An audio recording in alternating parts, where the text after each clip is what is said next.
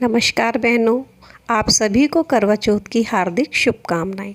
तो चलिए सुनते हैं आज हम करवा चौथ की कहानी। 7 भाइयों की बहन थी एक, उसका नाम था यशोधरा। भाई अपनी बहन से बहुत प्रेम करते थे। जब तक बहन खाना नहीं खा लेती थी तब तक वो खाना नहीं खाते थे। बहन की शादी हो जाती है। शादी के बाद करवा चौथ आती है कार्तिक मास में। तो भाई बोलते हैं बहन खाना खा ले। तो बहन बोलती है भाई आज मेरे तो करवा चौथ का व्रत है, आप लोग खा लो। लेकिन भाई खाना नहीं खाते हैं, क्योंकि जब तक बहन खाना नहीं खाएगी तब तक भाई कैसे खाना खा सकते हैं। लेकिन उनको ये चिंता थी कि हमारी बहन पूरा दिन रात भूखी कैसे रहेगी। पूरा दिन निकला। शाम के समय भाइयों ने सोचा कि पता नहीं चांद कितनी बजे निकलेगा, हमारी बहन तो भूखी ही रह जाएगी, कहीं वो बीमार ना पड़ जाए। तो भाइयों ने एक विचार किया, क्यों ना हम एक किले पर जा कर के और एक नकली चांद दिखा दे तो बहन उसको अर्घ दे के खाना खा सकती है। तो भाइयों ने एक चलनी ली और एक दिया लिया। 2 भाई किले पर चले गए और वहाँ जा कर के दिया जला के और दिए के अंदर चलनी रख दी। चलनी की प्रतिमा थी जो चांद की जैसे हो गई। तो बाकी भाइयों ने कहा बहन बहन चांद निकल आया। लड़की ने कहा कि भाभी चलो चांद निकल आया। भाभीियों ने कहा भाई जी ये तो आपके हिस्से का चांद ही निकला है, हमारे हिस्से का चांद नहीं निकला, क्योंकि भाभीियों को ये सब बातें पता थी। वो बहुत भोली थी। उसने चांद के अर्घ दिया और अपने भाइयों के साथ खाना खाने बैठ गई। जैसे ही उसने पहला घास तोड़ा तो उसमें बाल आ गया। दूसरा घास तोड़ा तो उसमें को छींक आ गई। जैसे ही तीसरा घास तोड़ा तो उसके ससुराल से संदेश आया कि बहू रानी को तुरंत बुलाया गया है। माँ ने कहा ठीक है बेटी चली जा। और जैसे ही बक्सा खोलती है माँ देखती है कि सफ़ेद ही सफ़ेद साड़ियाँ निकलती है। माँ को शंका हुई कि ज़रूर कुछ अनहोनी हुई है। तो वो कहती है बेटी तू ये साड़ी ही पहन जा और ये एक टका देती हूँ मैं तेरे को। तो उसने चांदी का एक टका दिया और रास्ते में जो भी तुझे मिले उसे कहती जाना पगे लागूं पगे लागूं। जो तेरे को ये बोल दे कि सीर सपूती हो और बूढ़ी सुहागन हो, वहीं पर तेरे पल्ले पे गांठ बांध लेना और ये टका उसको दे देना। उसने कहा ठीक है माँ। अब वो चली गई। रास्ते में उसको जो भी मिले, गाय भेड़ झाड़ी औरत आदमी, सबको वो बोलती जाए पगे लागू पगे लागू। लेकिन किसी ने भी उसको सुहाग का आशीष नहीं दिया। सबको ये बोले खुश रहो खुश रहो। घर पे पहुंची तो उससे पहले ही एक छोटी सी ननद झूले पर झूल रही थी। उसने जाके बोला बाई जी पगा लागूं। तो छोटी सी ननद बोली सीड़ सपूती हो बूढ़ी सुहागन हो। झट से उसने वो टका अपनी ननद को दे दिया और अपने पल्ले पे गांठ बांध ली। अंदर गई तो सब रो रहे थे। उसने कहा क्या हुआ? तो उसने सबने बताया कि उसका पति अब इस दुनिया में नहीं रहा। जब उसको शमशान घाट ले जाने जाते हैं वो बहुत रोती है, बहुत चिल्ला नहीं नहीं मेरे पति मरे नहीं हैं, इन्हें मत जलाओ, मुझे भी जाना है मुझे भी जाना है। वो नहीं मानती और शमशान घाट जाके कहती नहीं मैं इन्हें जलाने नहीं दूंगी, मैं इनकी सेवा करूंगी, ये सब मेरी वजह से ही हुआ है।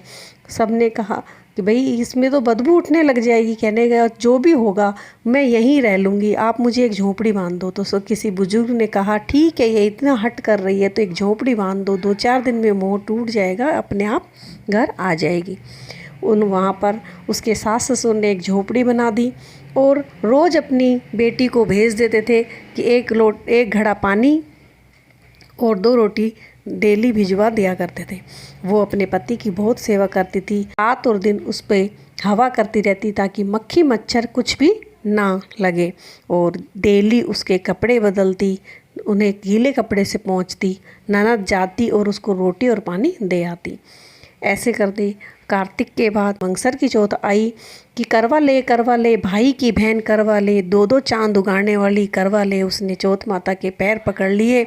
माता मेरी गलती मुझे क्षमा कर दो, मुझे क्षमा करो माँ, मेरे पति को ठीक कर दो। वो ज़ोर से चिल्लाई कि छोड़ मेरे पापनी, मेरे पैरों को छोड़, मैंने थोड़ी ना तेरा सुहाग लिया है जो मैं तुझे दूंगी, जिसने सुहाग लिया है वही देगी। और वो पैर से झटका दे के और चली जाती है। ऐसे ही करके पौष की आई, फिर महा, फिर फागुन, चैत, बैसाख, जेठ, साठ, सावन, भादो, ऐसे हर महीने चौथ माता आती और उसको धुतकार के चली जाती है। अब जब अश्विनी मास की चौथ माता आई तो जैसे ही वो सुबह सुबह आई तो उस वही बोली, करवा ले भाई की बहन करवा ले, दो दो चांद उगाने वाली करवा ले, घनी भूख वाली करवा ले। उसने पैर पकड़ लिए, माता मेरे सुहाग को लौटा दो, मुझसे गलती हो गई, मुझे क्षमा करो माँ, मुझे मेरे प्राण ले लो लेकिन मेरे पति के प्राण वापस दे दो माता। अब तो आपको मुझे मेरा सुहाग देना ही पड़ेगा, मुझे 11 महीने हो गए हैं। तब चौथ माता को दया आ जाती है, वो कहती है तेरा सुहाग जिसने लिया है वही चौथ माता तेरा सुहाग वापस लौटा सकती है। बस मैं तेरे को इतना कह सकती हूँ कि जब अब जो चौथ माता आएगी वो कार्तिक की चौथ आएगी, उस दिन तू सिर धो के रहना और सुहाग की सारी चीज़ें रखना और एक बड़ का पत्ता रखना, इतनी ही मदद कर सकती। उसने कहा ठीक है माता। अगले महीने कार्तिक की चौथ आई और वो बहुत चिल्लाती हुई, बहुत गुस्से में आई, करवा ले भाई की बहन करवा ले, घनी बुखाली करवा ले, दो दो चांद उगाने वाली करवा ले। उसने चौथ माता के पैर पकड़ लिए, हे माता मुझसे बहुत गलती हो गई, बहुत भूल हो गई, मेरे पति के प्राणों की रक्षा करो माता, मेरे पति को स्वस्थ कर दो। उसने कहा कि जब तो तू बड़ी वो कर रही थी, दो दो चांद उगा रही थी, तब नहीं सोचा तूने? माँ मुझे नहीं पता था, मैं अबोध थी, मुझे नहीं पता था। और मेरे भाइयों ने भी मोहवश, वो मुझसे बहुत प्रेम करते थे, उनका भी कोई दोष नहीं है, उन्होंने भी मेरे ही वजह से ही ऐसा किया था, इसलिए उनको भी कोई दोष मत देना, उन्हें किसी प्रकार का कोई पाप का भागी मत बनाना माता। लेकिन मेरे पर जब चौथ माता ने सुनी उसकी बातें, तो चौथ माता ने कहा मैं जो तुझसे मांगूंगी वो देगी? इन्होंने कहा हाँ माँ, ला सुहाग की चीज़। उसने तुरंत सुहाग की चीज़ें दे दी, टीकी, काजल, रोली, मेहंदी। कहते तुझे कौन बता के गया था? माँ ये शमशान घाट में कौन बता के जाता है? कहते सिर धो के आ। तो कहने माँ मैंने सिर धो रखा है, ये देखो गीले बाल भी हैं। कहा जरूर किसी कुछ तो बता के गया है कोई तेरे को? बोले नहीं माता, किसी ने कुछ भी नहीं बताया। तो कहती चल बड़का पत्ता ला। अब वो बेचारी घबरा गई और आंखों में आंसू आने लग गए कि अब मेरे पति के प्राणों की रक्षा नहीं हो सकेगी, मैं तो बड़का पत्ता भूल गई। और जैसे ही आंसू पहुँचने के लिए उसने पल्ला आँख पर डाला और जिस पल्ले को उसने गांठ लगाई थी वहाँ बड़का पत्ता बन गया। उसने खोल के बड़का पत्ता दे दिया। कहते अब अब तो सच बताते, जो किसने बताया, नहीं तो ये बड़का पत्ता कहाँ से आया? उसने कहा माँ ये तो आप ही का आशीर्वाद है, ये उसी दिन की गांठ थी जो मेरा बड़का पत्ता अपने आप बन गया है। चौथ माता ने कहा मैं तेरी भक्ति से प्रसन्न हूँ। उसने सारे सुहाग की चीज़ें, आँख का काजल लिया, चुटकी में से मेहंदी ली, उसके 16 श्रृंगार हो गए और उसके पति को छींटे लगाए और उसके बालों के छींटे दिए और कहा जा तेरा पति स्वस्थ हो जाएगा और सुबह सूर्योदय से पहले ही ये खड़ा हो जाएगा। और चलती हुई झोपड़ी के एक टल्ला दे गई और उसका एक सुंदर सा महल बन जाता है। अब वो तो चली जाती चौथ माता तो उसका सुहाग लौटा के, जैसे ही सूर्योदय होता है उसका पति खड़ा होता है, मैं तो बहुत सोया। पत्नी कहती है कि प्राणनाथ आप सोए कहाँ थे? मैं 1 साल से आपकी सेवा कर रही हूँ, आपको तो चौथ माता ने मुझे दिया है। बोले अच्छा। अब ननद आती है खाना देने और पानी देने तो वहाँ देखती है झोपड़ी नहीं है। वो ज़ोर से चिल्लाती है भाभी भाभी। तो भाभी अंदर महल से बोलती है बाई जी आ जाओ, देखो तुम्हारा भाई भी है। वो एक बार डर जाती है, पता नहीं कोई भूत है क्या है। बाई जी डरो मत, देखो आपका भाई भी जिंदा हो गया है, अपनी माँ को जाओ बोलो हम दोनों को यहाँ से ले जाएंगी। घर जाके उसने ननद ने कहा माँ भैया और भाभी आपको बुला रहे हैं, देखो तो सही, वो तो बहुत सुंदर महल में रह रहे हैं। सब माँ ने सारे गांव को इकट्ठा किया और आई वहाँ, देखे तो सच में उसका बेटा जिंदा था और बहू भी, और बहुत अच्छा सा महल बना हुआ था वहाँ पर। तो बहू तो सास के पैर पकड़े और सास बहू के पैर पड़े। सास कहे बहू तेरा भाग और बहू कहे नहीं माँ जी ये आप ही का भाग है।